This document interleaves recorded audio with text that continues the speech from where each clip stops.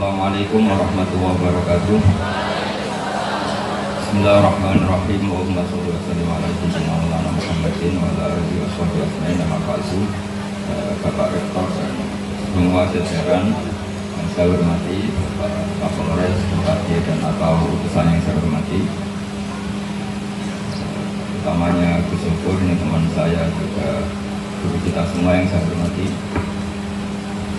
Ini mau penguatan apa ya? Tema hari ini penguatan, katanya penguatan keilmuan, spiritualitas dan sebagainya. Saya tadi moderatornya sudah agak baik, nggak berani ngatur kiai. Tapi ternyata perilakunya tetap ngatur. Artinya ya tetap dosa. Jadi saya ini termasuk kiai yang fanatik. Jadi di mana-mana yang namanya orang tua itu nggak boleh diatur. Saya sampai tadi malam nggak yakin bisa datang. Karena saya ini kiai betul, kiai betul itu harus punya keyakinan besok itu tidak tahu apa yang dilakukan. Jadi wama tadri nafsum madza taksibu. Kalau IAIN itu cari kepastian, itu sesat itu.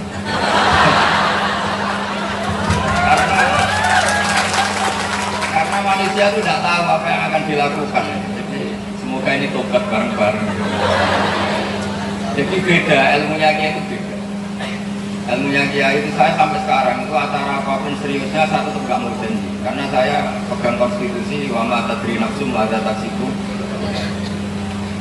Tapi manajemen modern mengharuskan kita ini dipaksa agak-agak sekuler. Gus, saya minta kepastiannya besok bisa datang enggak? Saya bilang saya ini kiai, besok bisa saja saya mati ya. Karena ini kan satu acara di mana kita harus jujur.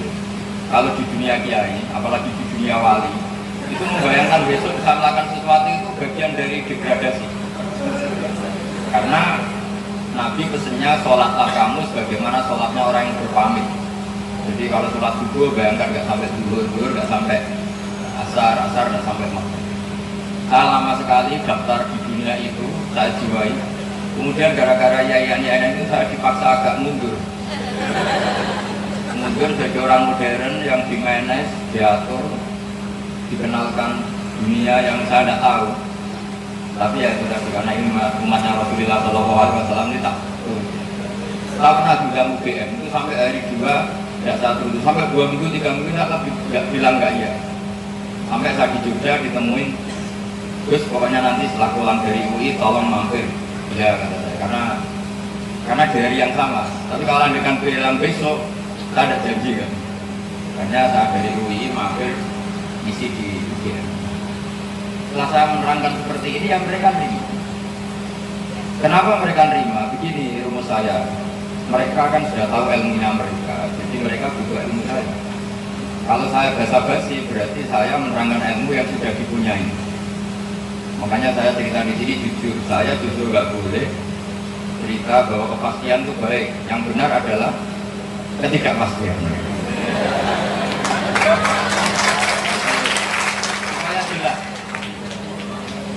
Saya hidup ini, kalau di dunia, saya pernah bilang ke rektor UI begini, Pak, kiai itu harus ada yang kayak saya. Kalau belajar agama seperti kampus, itu kan orang mau tanya, bapet, daftar dulu, registrasi dulu, baru nyari fakultasnya. Setelah ketemu nyari dosennya. Itu kapan tahu bapet? Kalau sama kiai kan enggak, saya sering ketemu orang di jalan. Gus mau tanya apa? Istri saya, anak saya ini sudah 6 hari, Januari, tapi setelah Februari kok sampai 10 hari, Maret sampai 10 hari, yang set yang mana? Ya yang 6 hari saja, yang lainnya beristihadah, kembali ke mutakhir, langsung selesai. Itu nanti kalau semuanya model kampus, daftar dulu, bayar dulu, dijadikan registrasi dulu. Jadi yang menguatkan agama itu sebenarnya kiai-kiai yang nggak jelas kayak saya gitu. Jadi waktunya bebas, tanyanya gimana saja boleh. Kalau tanya Pak Kumedi, nanti temuin saya di kantor. Setelah ditemuin karena agak bidangnya, siapa yang menangani ini? Cari dosen syariah. Siapa yang ahli fikih? Dicari lagi. Jadi memang menurut saya saya dengan Gus Zofur ini duet yang baik. Beliau sudah modern manajemennya. Saya akan tidak modern sampai mati. Ini sudah cita-cita saya. Sehingga saya punya kitab namanya Muqaddimahnya Ibnu Khaldun. Itu beliau berkomentar begini. Suatu saat kebaikan itu profesi. Saya pernah ngomong ini di depan para dosen UI. Resikonya profesi begini. Misalnya kalau tim SAR Jakarta datang ke Pekalongan, ada orang tenggelam, ini kan nggak wilayah saya, karena tugasnya hanya di Jakarta. Lama-lama bagian kebakaran juga gitu. Ada kebakaran di Pekalongan itu tidak tugas saya kan tugasnya di Semarang. Nah bayangkan kalau agama seperti itu, dia di kampus dosen yang kakap, setelah pulang dia tidak berperilaku sebagai dosen. Pramugari senyum di pesawat, setelah di rumah nggak pernah senyum, karena senyumnya profesi kita. Begitu juga pegawai bank. Kalau Indonesia semua begitu, maka kita kehilangan stok sekian kebaikan. Tapi barokahnya orang-orang yang di jalan, ada kecelakaan langsung nolong. Barokahnya kiai yang di jalan-jalan ada orang tanya langsung dijawab. Barokahnya kebaikan yang ditanamkan kiai ada orang tenggelam tanpa ada yang tugaskan juga langsung di. Jadi konstitusi ilmu yang dibawa para kiai bahwa ketika ada satu kebutuhan mendesak dan yang tahu hanya kamu, maka ta'ayyana alaika ini menjadi berdoa bagi kamu. Kalau satu tugas-tugas teritorialan nggak ada. Ini penting saya utarakan supaya ilmu yang profesional itu harus dibawa ilmu yang masih samawi. Kalau kita pakai teori-teori itu biasanya tadi orang belajar agama harus daftar dulu, registrasi dulu, masuk fakultas apa baru dapat ilmu. Sementara kalau ke kiai langsung tanya, langsung dijawab. Saya beberapa kali jawab pertanyaan itu di jalan. Makanya dalam dunia khazanah kiai itu harus berdampingan sama kampus juga harus berdampingan dengan kiai karena repot. Kalau ada orang sakit misalnya mendesak karena hari Setu tutup, Ahad tutup, Senin baru ditangani, bisa sudah mati kan. Makanya kalau dalam dunia kiai ada contoh ini untuk mahasiswa-mahasiswa. Ada orang mau masuk Islam, pamit seorang ustadz atau kiai, Pak Kiai saya ajarin syahadat. Kemudian kata kiai tadi, ngomong-ngomong pinarak ngeteh dulu, atau ngopi-ngopi dulu, atau apalagi bilang mandi dulu. Itu di bab murtad, ini agak ekstrim memang. Itu kiai tadi itu dianggap murtad, di bab murtad, memang agak ekstrim. Alasannya ada pembiaran sekian menit dalam kekafiran yang kiai tadi bisa menghilangkan saat itu. Jadi kalau ngetehnya 10 menit, berarti ada status kekafiran yang kiai ini ikut terlibat karena pembiaran. Lalu kalau 10 menit tadi si kafir tadi mati, matinya masih berstatus kafir gara-gara pengeteh dulu. Jadi harus halang dan fauron karena dianggap li'annal ibqa' alal kufri kufrun, dia kiai tadi dianggap terlibat dalam ibqa' alal kufri. Jadi artinya begini, ilmu-ilmu seperti ini harus kita jaga. Itu ibarat ada orang kecelakaan di pinggir jalan, kita dalam posisi tidak ideal, misalnya pakai celana kolor atau celana pendek, ya tolong dulu salah pakai baju dulu, baru kamu tak selamatkan. Itu bahaya, nanti bisa kelindes truk lain. Nah kekafiran itu lebih ekstrim ketimbang itu semua. Sehingga dalam fikih disebut harus fauron. Jadi kalau ada orang mau masuk Islam, itu harus diajari tauhid secara fauron, meskipun pakai bahasa Indonesia. Nah kalau seremonial di masjid nunggu undangan itu bukan sekedar salah, itu buyutnya salah. Harus diselesaikan dulu. Karena kalau tidak kita selesaikan berarti kita membiarkan kekafiran dalam sekian menit atau sekian jam yang kita mampu menghilangkan saat itu juga. Jadi artinya begini, dalam pengetahuan Islam juga sama. Kalau semua pendidikan itu modern, kemudian tidak ada kiai atau ustadz yang konten siap menjawab kebutuhan masyarakat tentang masailul ahkam atau masailul fikih, ini bahaya sekali kalau semua hubungannya itu profesional. Karena kita sering menemukan di masjid orang tanya caranya sholat yang benar, di bab haji, di bab zakat dan seterusnya dan seterusnya. Maka menurut saya penguatan di sini itu yang penting itu kerjasama. Saya tidak boleh misalnya ekor sama pentingnya dunia kampus, kemudian saya bertradisi modern ya nggak boleh. Dengan modern mengikuti tradisi saya juga nggak boleh, karena nanti malah tidak saling melengkapi. Ya, nanti malah tidak saling apa? Melengkapi. Karena saya tidak bisa bayangkan. Saya pernah ngomong itu di depan rektor, bahkan saya minta tolong supaya rektor sama dosen-dosen itu ngakui fungsi-fungsi yang tidak jelas tadi. Karena tadi bagian dari tidak jelas itu bentuk dari kejelasan.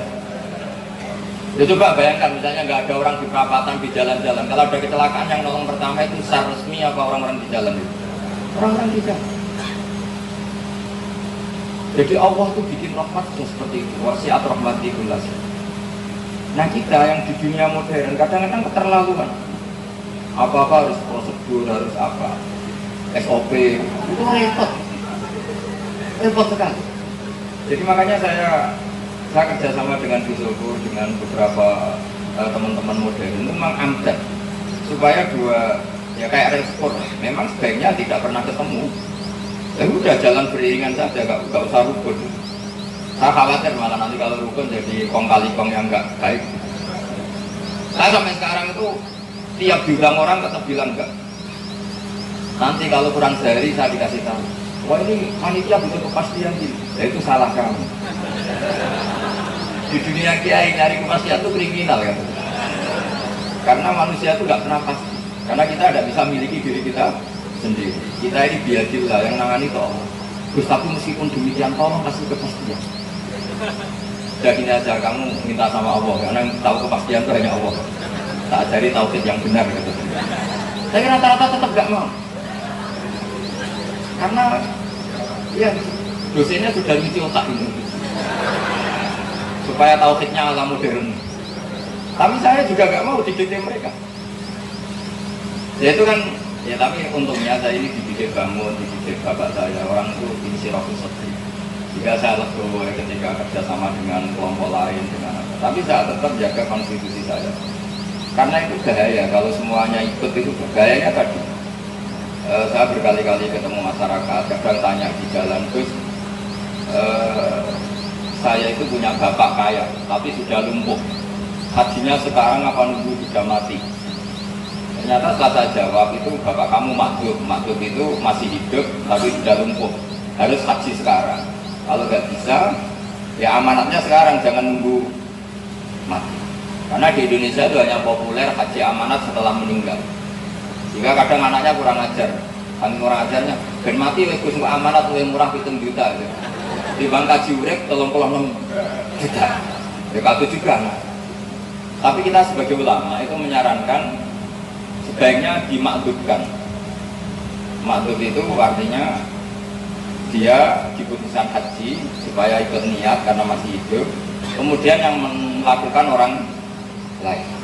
Tapi di Indonesia niabah, kaji niabah atau kaji amanat itu masih nunggu setelah meninggal. Nah kalau setelah meninggal itu mayat ini tidak dapat ganjaran sebetulnya. Karena kaji amanat itu hanya mengesahkan harta itu diwaris setelah menyelesaikan kewajiban-kewajibannya mayat. Jadi kalau dia masih hidup, itu artinya dia ikut kontribusi memutuskan dirinya haji. Hartanya dipakai haji. Ini kalau tidak ulama yang ngomong terus, itu repot. Itu kan jelas itu. Ada imro'atun min khasam tanya, ya Rasulullah, inna faridatullah ala ibadihi adrokat abi syekhon kabiran la yastati'u ayat buta ala rohilah. Kewajiban haji menemui bapak saya, artinya ada ayat tentang wajibnya haji. Pas bapak saya sudah sepuh, gak bisa naik kendaraan, apa saya harus menghajikan beliau? Jawabannya Nabi, andaikan bapak kamu punya hutang, apa setelah kamu bayar hutang itu lunas? Iya ya Rasulullah. Ya sudah, bapak kamu hajikan saja. Jadi sebenarnya kaji amanat itu sebaiknya malah kalau pas masih hidup. Satu, dia urun niat, dia berkontribusi ikut memutuskan. Tapi di Indonesia itu belum lagi. Nunggu setelah apa? Menikah. Nah itu harus ada ulama yang ngomong. Nah itu contoh saja. Karena kalau ulama tidak yang ngomong, kampus itu hanya ngomong sesuai SKS-nya. Betul maksud saya itu. Jadi nggak ngerti kebutuhan apa yang menjadikan orang harus masuk surga itu nggak ngerti. Taunya pokoknya urusan SKS. Nah ulama harus tetap seperti saya. Apa yang menjadi problem masyarakat tidak melakukan hukum-hukum Allah diinventarisir gitu.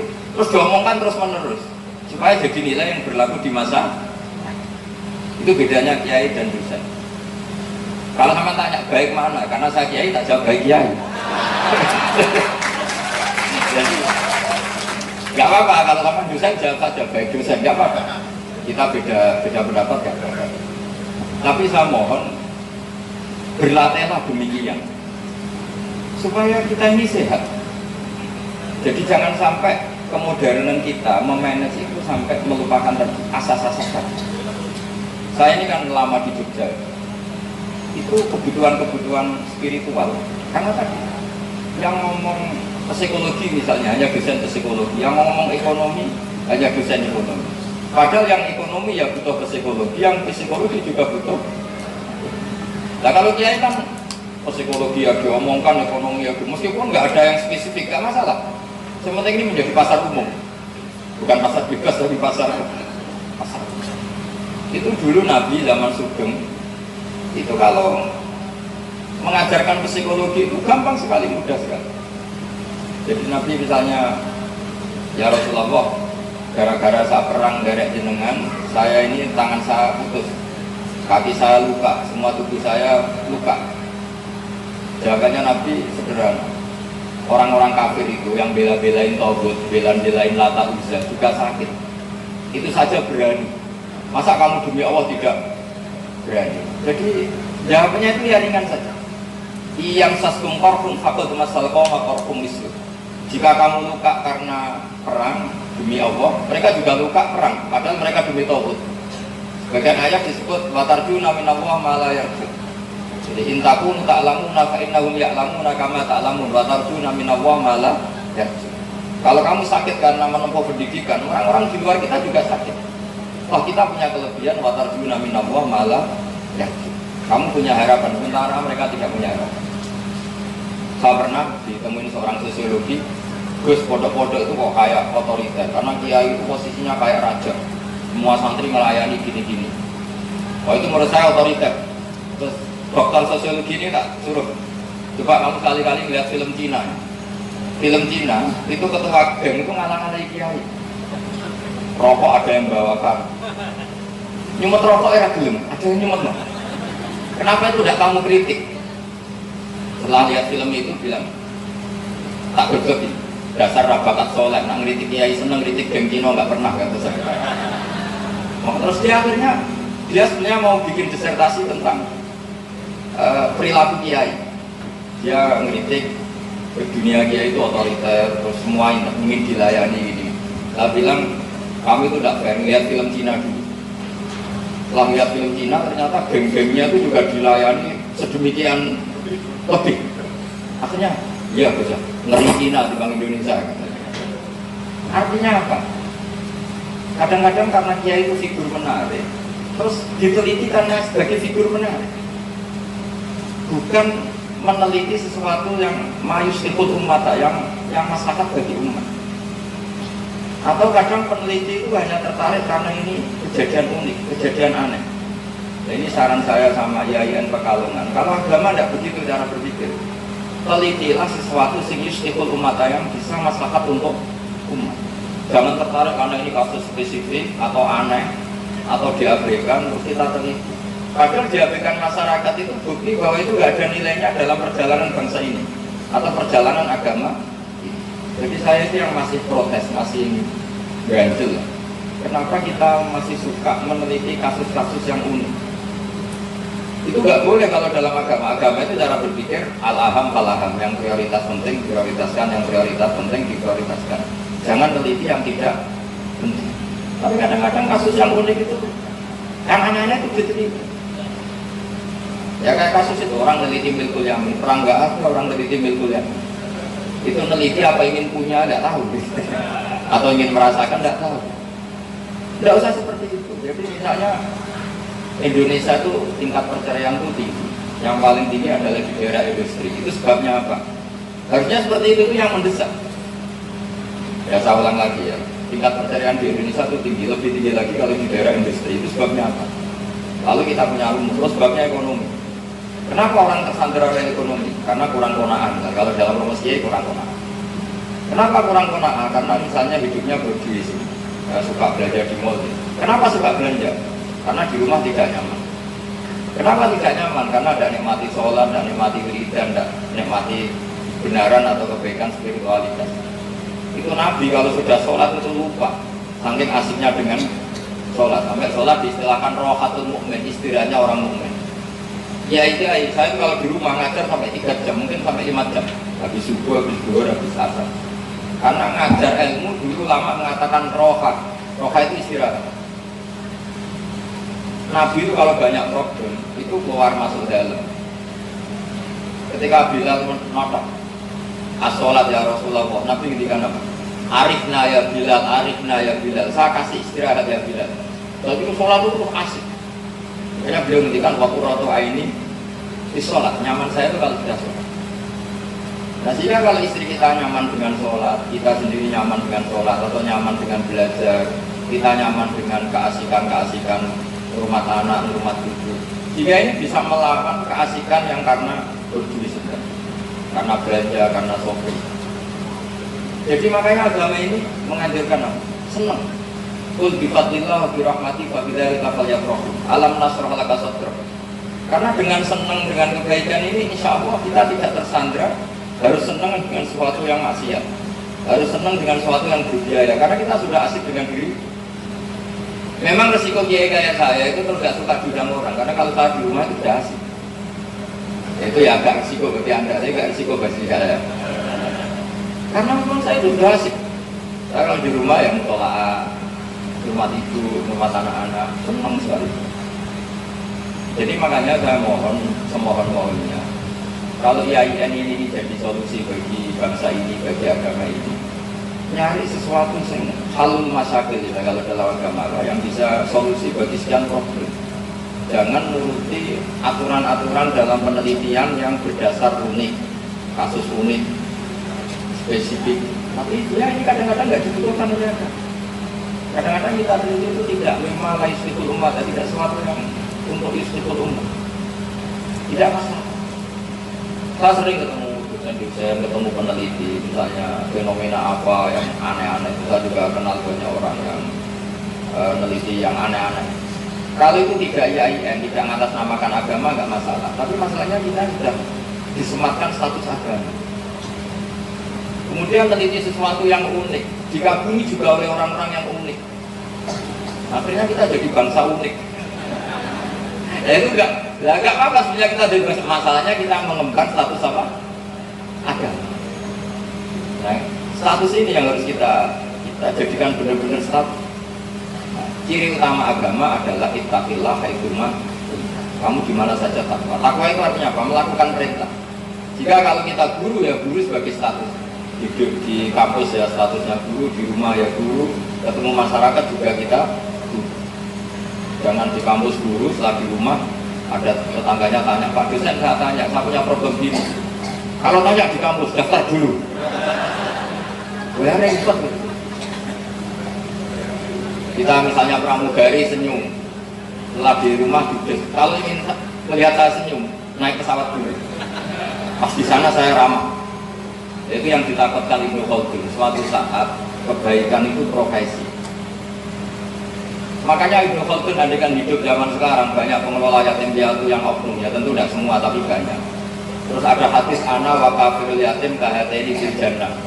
Sekarang pengelola yayasan yatim piatu yang untung dari situ dan pekerjaannya di situ, yang sebetulnya mentalnya bukan syafaqah, bukan mental tarbiyatul yatim atau profil yatim. Nggak tahu maknanya hadis itu di mana. Bahkan sebagian memang itu dijadikan profesi. Nah kita ingin kebaikan itu status, bukan apa? Profesi. Makanya kata Ibnu Khaldun, suatu saat kebenaran itu sina profesi, bukan apa? Makanya saya mohon sama dosen, sama semuanya lah. Kalau Anda dosen, itu bukan profesi sebagai dosen, tapi statusnya memang dosen, pengajar. Jika di kampus IAIN yang ngajar, nanti di desa-desa tertinggal juga sebagai pengajar. Jika banyak muncul desa-desa binaan yang terinspirasi oleh dosen-dosen IAIN. Kita sebagai kiai gitu, saya itu punya produk banyak, termasuk di Sragen, di Boyolali. Karena saya ini sudah merasa saya kayak kiai besar, di mana-mana dihormati. Jangan-jangan saya niai karena dihormati. Saya sebagai orang yang ingin ikhlas itu merasa dosa. Saya nyari daerah yang saya posisinya nggak dihormati. Bahkan mereka nggak tahu kalau saya ini orang alim. Betul kan? Karena saya ingin benar-benar bina. Saya itu kalau beli pesolatan sampai sekian produk tak kasihkan pesolatan pegon. Saya itu pernah ngajar akidatul awam, ngajar pegon. Nah sekarang di daerah yang saya ajari itu sekarang sudah tahu kalau saya sekarang orang alim. Saya itu agak kecewa. Karena tadi. Nah saya bayangkan bagaimana saya punya komunitas dokter-dokter spesialis banyak di Bojonegoro. Itu ada tugasin itu. Mereka punya penyuluhan di desa-desa tertinggal. Saya bilang gini, kalau Anda tugas di rumah sakit itu profesi, karena dapat gaji. Jadi kalau Anda tugas di kampung-kampung pedalaman itu status. Anda benar-benar berstatus dokter. Di mana-mana ingin mengobati masyarakat. Tapi kalau mengobati sama yang datang, yang daftar itu Anda profesi. Jadi banyak yang tobat, alhamdulillah. Ini lewat pengajian ini katanya, ya sudah ini vulgar saya mutlak. Sampai sakit hati apa enggak ada urusan. Tapi ini ngaji supaya berkah. Tolong kebaikan Anda ini tidak sekedar profesi tapi apa? Jadi di pesawat ya ramah, di rumah ya ramah, di kampus kita dosen, di rumah juga kita dosen, di tempat rumah sakit kita dokter, di rumah, di masyarakat juga berstatus sebagai apa? Sehingga masyarakat kapan saja akan menemukan status-status ini, menemukan dosen, menemukan dokter, menemukan kiai. Tapi kalau profesi, ya itu tadi, lama-lama misalnya Pak Kapolres ini, lama-lama ini kalau Pak Polisi misalnya, ada maling pas dia cuti, biarin aja, kan pas ada tugas.